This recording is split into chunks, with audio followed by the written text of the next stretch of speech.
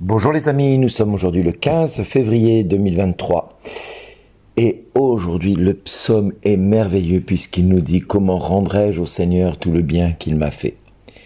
Oui frères et sœurs, je voudrais dès maintenant vous inviter à l'action de grâce pour notre Dieu qui nous permet d'être ensemble en pleine communion fraternelle pour partager ce texte merveilleux qu'est le psaume 115.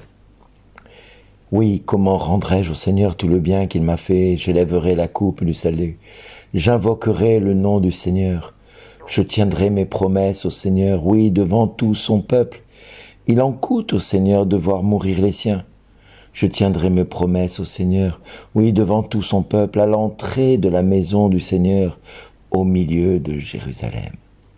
Oui, frères et sœurs, ce psaume est tellement beau que j'aurais envie de m'arrêter là, vous voyez, tellement il est magnifique.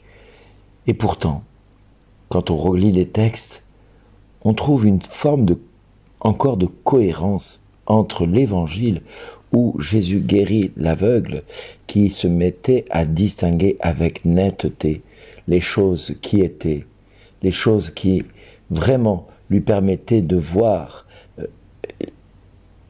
les gens comme des arbres, et il les voyait se déplacer.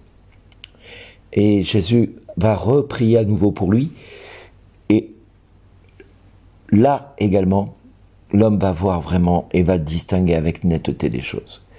Tout ça pour dire que quand Dieu se rend présent dans la vie de quelqu'un, il ne peut pas faire autrement que de constater l'évidence même que Dieu existe, que Dieu est vivant, que Jésus est vivant, qu'il est vraiment ressuscité.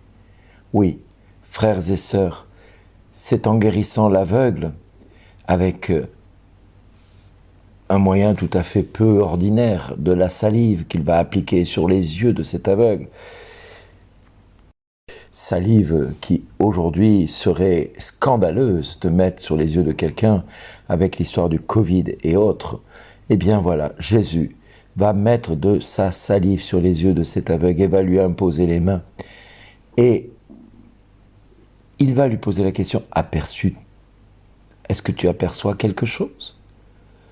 Et levant les yeux, l'homme disait, j'aperçois des gens, ils ressemblent à des arbres, que je vois marcher.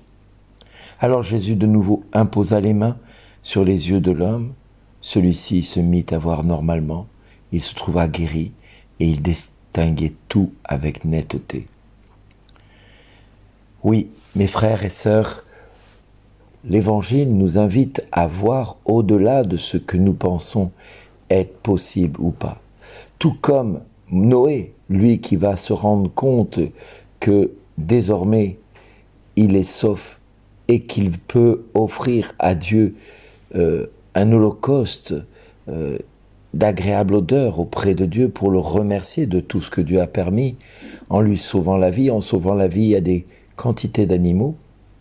Alors, un ami à moi me disait, mais aurait-il sacrifié des animaux que Dieu lui avait demandé de sauver?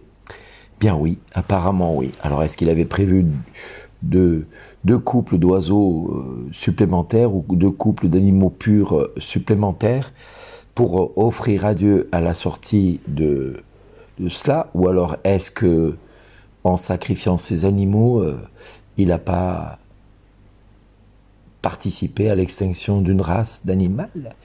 Oui, on se pose la question. Mais est-ce que c'est ça le plus essentiel? Non. Le plus essentiel, c'est que Noé se trouve dans une volonté de rendre grâce à Dieu, de lui avoir sauvé la vie ainsi qu'à sa famille, d'avoir sauvé la vie de tous ces animaux. Et il va offrir ce parfum d'agréable odeur qu'est l'Holocauste sur cet autel. Et Dieu dira, jamais plus je ne maudirai le sol à cause de l'homme. Le cœur de l'homme est enclin au mal dès sa jeunesse, mais jamais plus je ne frapperai tous les vivants, comme je l'ai fait. Tant que la terre durera, semaille et moisson, froidure et chaleur, été et hiver, jour et nuit, jamais ne cesseront. Oui, on peut imaginer que Dieu a jugé bon de se servir d'une de cette expérience-là pour en tirer une leçon lui-même. Est-ce que le diable, lui, en a tenu compte? Non. Je pense que le diable, lui, ça l'a inspiré dans beaucoup de domaines, à travers toutes les catastrophes naturelles qui arrivent et qui sont, à mon sens, plus l'œuvre du diable que de Dieu.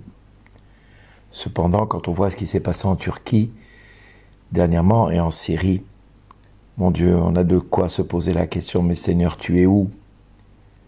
Tu es où? Pourquoi une telle catastrophe? Pourquoi une telle douleur? Pourquoi une telle souffrance? Eh bien, le psaume nous le redit.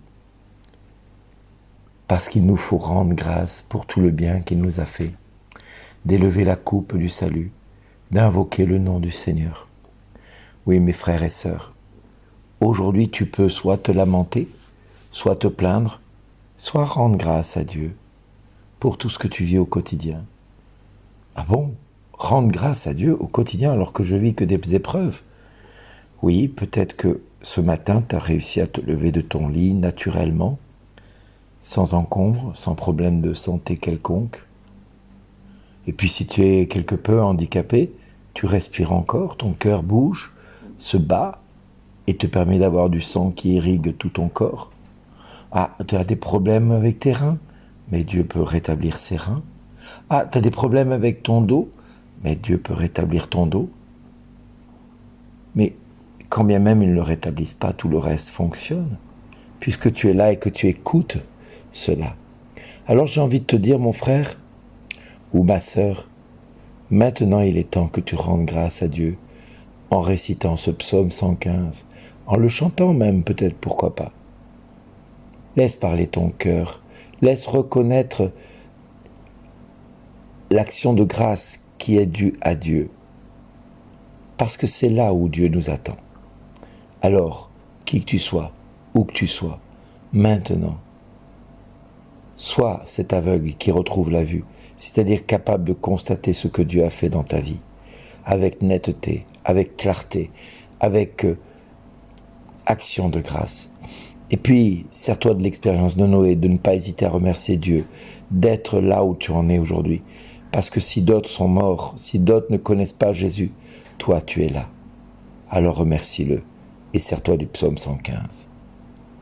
Voilà mon frère, voilà ma sœur, et je te remercie encore aujourd'hui d'être parmi nous. Merci d'exister. À très bientôt.